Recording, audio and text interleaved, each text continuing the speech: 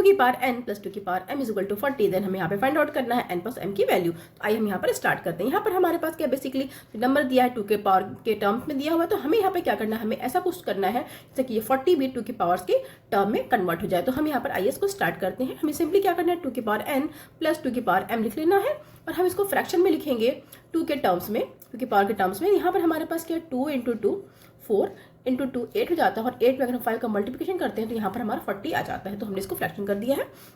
अब हम सिंपली क्या करेंगे, इसको 2 के पावर के टर्म्स में लिखने की कोशिश करेंगे। यहाँ पर हम क्या करेंगे, सिंपली यहाँ पर हमने क्या किया है 2 की पावर n प्लस 2 की पावर m किया और यहाँ पर हम क्या कर सकते हैं, इसको 2 की पावर 3 कर सकते हैं। तो हम यहाँ पर क्या करते हैं, इसको 2 की पावर 3 लिख लेते हैं। और यहाँ पर हमारे पास जो ये वैल्यू है 5 है, इस 5 को हम लिख सकते हैं 4 प्लस 1 के फॉर्म में लिख सकते हैं हम यहाँ पर।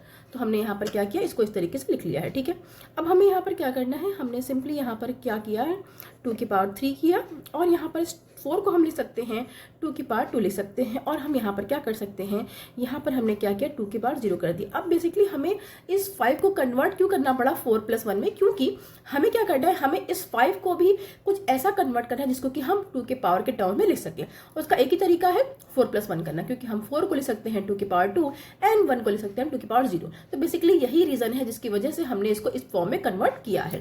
तो आइए हम आगे बढ़ते हैं।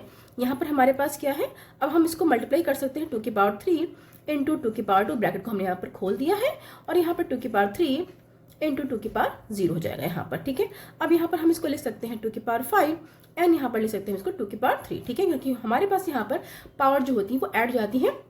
हमारे पास आइडेंटिटी को हम यूज करें a की पावर m इंटू a की power n is equal to क्या होता है, a की पावर m प्लस n होता है। इस आइडेंटिटी को यूज करके हमने यहाँ पर इसको अप्लाई किया यहाँ पे। ठीक है, यहाँ पर हमारे पास क्या हो गया है, हमने देखा कि हमारे पास यहाँ पर 2 की पावर n प्लस 2 की पावर m की वैल्यू हमारी इस तरीके से आ रही है।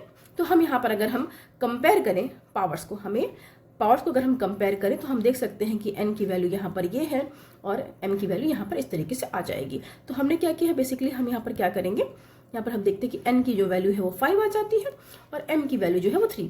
आपका ऑल्टरनेट भी हो सकता है, यहाँ पर n की वैल्यू 3 या फिर m की वैल्यू आप 5 भी ले सकते हैं। तो बेसिकली हमें यहाँ फाइंड आउट क्या करना है, n और m की वैल्यू फाइंड आउट करनी है। तो हम सिंपली क्या करेंगे, इसको 5 और 3 को हम यहाँ पर ऐड कर देंगे।